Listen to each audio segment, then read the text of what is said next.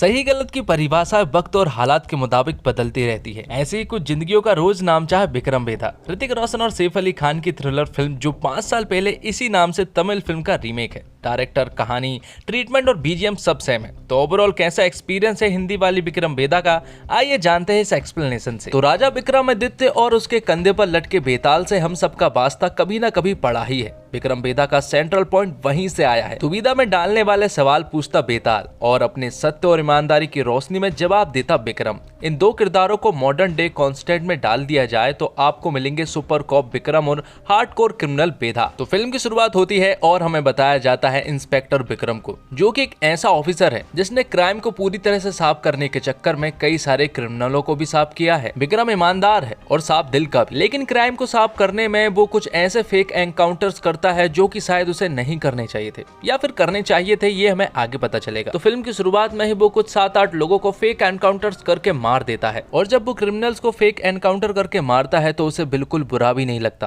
क्योंकि उसका मानना ये है कि ये लोग बुरे लोग हैं और ये यही लायक हैं। आगे हमें विक्रम की लाइफ के बारे में कुछ बताया जाता। विक्रम अपनी वाइफ के साथ रहता है जिसका नाम प्रिया है और वो एक लॉयर है। प्रिया को पुलिस वाले पसंद नहीं है, तो वहीं हमारे विक्रम सर को लॉयर्स पसंद नहीं है, लेकिन फिर भी वो एक दूसरे से काफी प्यार करते हैं और खूब अच्छे से रहते हैं। अब कहानी आगे बढ़ती है और हमें पता चलता है कि विक्रम की टीम भले ही बड़े बड़े एनकाउंटर जरूर करी हो, लेकिन अभी तक वो बेदा को नहीं ढूंढ पाए हैं और ये उनकी सबसे बड़ी प्रॉब्लम है और बहुत बड़ी चुनौती भी, क्योंकि बेदा ने अब तक 16 मर्डर कर चुका है, लेकिन पुलिस वाले अभी तक उसे पकड़ नहीं पाए हैं। और फिर एक दिन पुलिस वालों को बेदा के बारे में पता चलता है, जो कि लखनऊ में है और एक होटल में रुका हुआ है। तो पुलिस वाले उसे पकड़ने की प्लानिंग करने लगते हैं और जैसे ही वो पुलिस स्टेशन से बाहर निकलते हैं तो उन्हें पता चलता है कि बेदा तो पुलिस स्टेशन में ही आ गया है और वो सरेंडर करने के लिए आया है। ये बात पुलिस वालों को कहीं ना कहीं हजम नहीं होती, क्योंकि बेदा आखिर ऐसा क्यों करेगा, क्योंकि उसने तो 16 मर्डर किए हैं और वो तो आसानी से कहीं भी छिप सकता है। लेकिन बेदा भी किसी से बात नहीं करता सिवाय विक्रम सर के। तब बेदा यहाँ पर विक्रम सर को एक कहानी सुनाने को कहता है। वो उनसे कहता है कि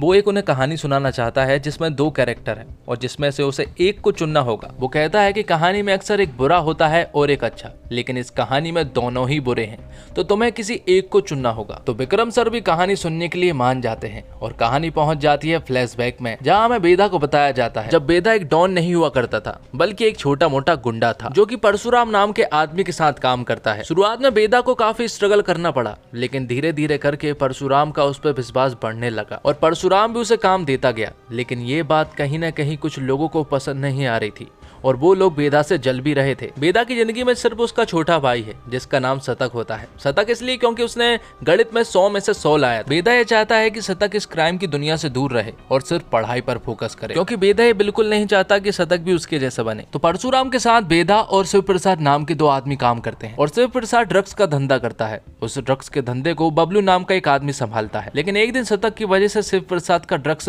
पुलिस के हाथों पकड़ा जाता है, जिसके कारण बबलू को काफी मारा जाता है। तो शिव प्रसाद के कहने पर बबलू शतक के हाथों में एक सरिया घोंप देता है, जिससे कि उसे काफी दर्द होता है और ये बात जब बेदा को पता चलती है तो वो पूरी तरह से आग बबूला हो जाता है। तो कहानी खत्म होती है और यहाँ पर बेदा विक्रम से कहता है कि अब बताइए आपकी बेदा उन दोनों में से किसको सजा देगा। गलत दोनों ही हैं। सजा भी वैसे दोनों को ही मिलनी चाहिए, लेकिन अगर किसी एक को ही सजा देनी हो तो किसको देनी हो। तो विक्रम सर उससे कहते हैं कि शिव प्रसाद के कहने पर बबलू ने यह काम किया, तो बबलू तो सिर्फ एक हथियार हुआ, मतलब कि शिव प्रसाद को सजा देनी चाहिए। तो ये जवाब बिल्कुल सही है। बेदा ने भी ऐसा ही किया था, उसने बबलू को नहीं बल्कि शिव प्रसाद को ही मारा था। अब ये दोनों बात कर ही रहे होते हैं कि तभी अचानक से प्रिया, जो कि बेदा की लॉयर होती है, वो यहाँ पर आती है और वो बेदा की बेल करा कर ले जाती है। लेकिन अब विक्रम को ये बात सताने लगी थी कि आखिर बेदा छिप सकता था तो वो पुलिस स्टेशन में सरेंडर करने के लिए क्यों आया। और फिर एक दिन विक्रम का दोस्त अब्बास एक प्रॉब्लम में फंस जाता है और जब विक्रम वहां पर पहुंचता है तो वो देखता है कि अब्बास को किसी ने मार डाला है। वो देखता है कि यहाँ पर एक गैंग वार टाइप का हुआ था जिसमें कि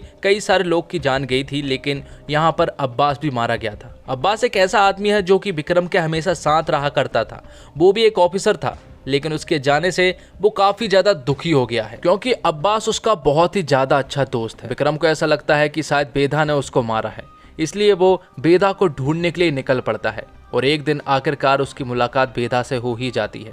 यहाँ पर उन दोनों के बीच में एक जोरदार फाइट होती है और फिर विक्रम जब बेदा को मारने ही वाला था तब आखिरी ख्वाहिश के नाम पर बेदा उसे एक कहानी सुनाता है और कहानी फिर से फ्लैशबैक में पहुंच जाती है, जहां मुंबई के कुछ क्रिमिनल्स बेदा को मारने के लिए आए थे। जब वो ट्रैफिक में होते हैं तो मुंबई के कुछ क्रिमिनल्स उनके ऊपर अटैक कर देते हैं, लेकिन यहाँ पर बेदा उन सभी को मार गिराता है। साथ ही हमें यह भी बताया जाता है कि शतक अब बड़ा हो चुका है, जो कि पढ़ने में काफी टैलेंटेड है। उसके साथ चंदा हमेशा साथ रहा करती है क्योंकि दोनों एक दूसरे से प्यार करते हैं और बेदा अभी भी परशुराम के लिए ही काम करता है। अब क्योंकि शतक का दिमाग काफी तेज था इसलिए वो पैसों का इन्वेस्टमेंट करके उन्हें डबल कर देता है, लेकिन प्रॉब्लम ये है कि उनके पास पैसा इन्वेस्ट करने के लिए पैसा ही नहीं है। इसी बात पर चंदा और उसके बीच में अक्सर झगड़ा हुआ करता है, तो इसलिए एक दिन शतक अपने भाई बेदा से कुछ पैसे लेता है ताकि वो उन पैसों को डबल कर सके। तो बेदा भी खुशी खुशी उनको पैसा दे देता है और ये पैसा उसने परशुराम से लेकर आया था। लेकिन प्रॉब्लम तो तब हो जाती है जब चंदा बिना पूछे ही उन पैसों को लेकर भाग जाती है और शतक को भी कुछ नहीं बताती है। तो यहाँ पर बेदा का दिमाग खराब हो जाता है। उसे ऐसा लगता है कि शायद परशुराम के आदमी का ही ये काम है, तो वो परशुराम के आदमियों को मारने लगता है। और फिर कुछ ही दिनों के बाद शतक के पास चंदा का कॉल आता है और वो उससे कहती है कि उसे लग रहा था कि शायद वो इन पैसों के बदले सब कुछ ठीक कर देगी, जबकि ऐसा कुछ भी नहीं है क्योंकि वो शतक के बिना तो रह ही नहीं सकती। इसलिए वो शतक को बुलाती है और सारा पैसा वापस कर देती है। तो चंदा ने पैसा तो वापस कर दिया था, लेकिन बेदा उससे बहुत ज़्यादा गुस्सा था और जब वो परशुराम के पास उन पैसों को वापस करने के लिए जाता है तो परशुराम उससे कहता है कि चंदा ने बहुत बड़ी गलती की है और हमारे धंधे में ऐसा कभी भी नहीं हुआ है, इसलिए चंदा को मरना होगा क्योंकि यही उनका उसूल है। तो कहानी आती है प्रेजेंट में, जब बेदा विक्रम से पूछता है कि अब आप बताइए कि बेदा किसका साथ देगा। एक तरफ खून का रिश्ता है और एक तरफ एक ऐसा रिश्ता है कि अगर उससे बगावत की तो मतलब समझो पूरी दुनिया से बगावत की। तो विक्रम उससे कहता है कि परशुराम ताकतवर इंसान है, वो पैसों की दम पर और पावर से कुछ भी कर सकता है, लेकिन शतक के अंदर अच्छाई है क्योंकि उसकी पूरी दुनिया चंदा और बेदा ही है और वो निर्दोष भी है। तो ये बात सुनने के बाद बेदा तुरंत ही विक्रम के ऊपर हमला कर देता है और उससे कहता है कि आपने सही कहा, शतक निर्दोष था, लेकिन उस फेक एनकाउंटर में वो भी मारा गया। साथ ही बेदा उससे कहता है कि बेदा ने भी ऐसा ही किया था, उसने शतक का साथ दिया और परशुराम के साथ एक गैंग वॉर रच डाली जिसमें कि बहुत बड़ी फाइट हुई और वो इस गैंग वार को जीत जाता है। साथ ही जाते जाते बेदा विक्रम से कहता है कि उसने अब्बास को नहीं मारा, इस पहेली को वही सुलझा सकता है, लेकिन उससे पहले उसे सही तरीके से इन्वेस्टिगेशन करनी होगी, तभी उस तह तक पहुंच सकता है। तो विक्रम एक बहुत बड़ी प्रॉब्लम में फंस चुका था क्योंकि उसके हाथ एक पहली बार कोई इनोसेंट मारा गया था और वो था शतक। साथ ही उसे ये भी पता लगाना था कि अब्बास को किसने मारा, इसलिए वो इन्वेस्टिगेशन करना शुरू कर देता है जिसमें वो अपनी वाइफ की भी मदद लेता है। वो इसलिए क्योंकि प्रिया बेदा की वकील है और वो शायद कुछ न कुछ जरूर जानती होगी, तो प्रिया भी उसकी काफी मदद करती है। और फिर एक दिन विक्रम का फिर से बेदा से कांटेक्ट होता है जिसमें विक्रम उसे बताता है कि मुंबई के जो शूटर्स यहाँ पर आए थे उसमें कोई तुम्हारा अपना ही मिला हुआ था और उसी ने मुंबई के शूटर्स को यहाँ पर बुलाया था तुम्हें मारने के लिए, और वो कोई और नहीं बल्कि बबलू है जो कि हमेशा बेदा के साथ रहा करता है। ये बात सुनने के बाद बेदा आग बबूला हो जाता है और वो बबलू को मारने के लिए उसके अड्डे पर पहुंच जाता है। विक्रम को भी मालूम था कि बेदा बबलू को मारने के लिए उस अड्डे पर जरूर जाएगा, इसलिए विक्रम तुरंत ही उस अड्डे पर पहुंच जाता है जब बेदा बबलू को मारने ही वाला था। तो यहाँ पर बेदा बबलू को मार देता है, जिसके बाद बेदा विक्रम सर को आखिरी कहानी सुनाता है। बेदा विक्रम सर को बताता है कि अब्बास बबलू से पैसे लिया करता था बेदा की गैंग को खत्म करने के लिए। उसने काफी सारे फेक एनकाउंटर किए जिसके बदले में बबलू ने अब्बास को ढेर सारा पैसा दिया। लेकिन विक्रम ये बात मानने को राजी नहीं था।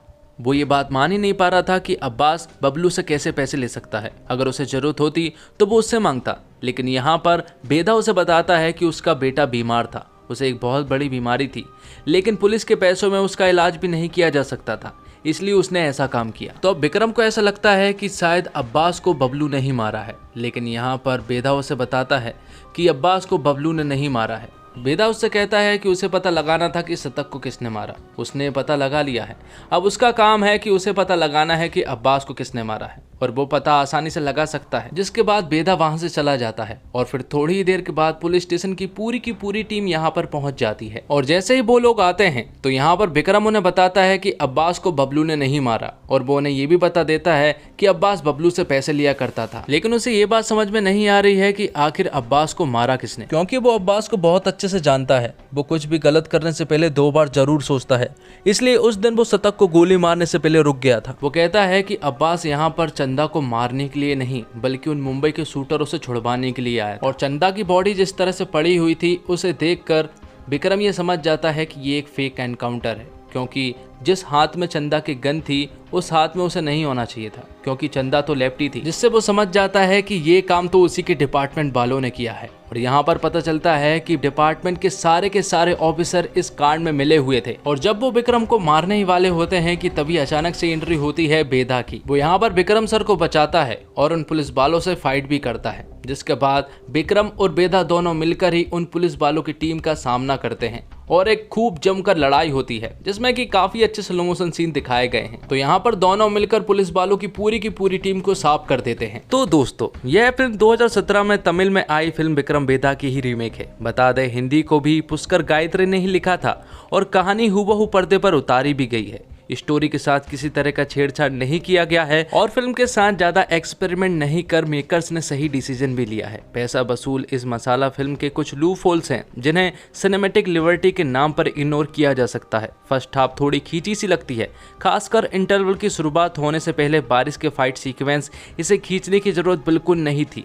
किरदारों का प्रभाव डालने के लिए स्लो मोशन का इस्तेमाल किया गया है, वो थोड़ा टू मच है। वही सेकंड हाफ फिल्म अपनी रफ्तार पकड़ती है। जब ऋतिक सेफ स्क्रीन पर आते हैं तो उन्हें देखना इंटरेस्टिंग लगता है। सभी किरदारों में गहराई है और लेयर से भरपूर है, जिससे आप उनसे खुद को जुड़ा हुआ महसूस करते हैं। हाँ, इस फिल्म की खासियत यही है कि कौन विलन है और कौन हीरो है, इसे समझने की कोशिश करते हैं और क्लाइमैक्स आ जाता है। पूरी फिल्म के दौरान एक इंटरेस्टिंग हिस्सा तब आता है जब मेजर फाइट सीक्वेंस के बीच राज कपूर का फेमस गाना किसी मुस्कुराहटों पर निसार रेडियो में बजता है। यह एक्सपेरिमेंट खूबसूरत लगता है। फिल्म का संवाद वाकई इम्पैक्टफुल रहा है। एक और ऋतिक अपने स्टाइलिश और हैंडसम लगे हैं, तो वहीं यूपी के डायलॉग हिंदी में बोलते हुए बड़े ही शानदार लगे हैं। पहली बार ऋतिक रोशन एक निर्दयी और खूंखार गैंगस्टर के रूप में नजर आए हैं। इस फिल्म में उनकी एक्टिंग को लोग बेहद पसंद करेंगे। उनकी मेहनत भी साफ तौर पर नजर आती है।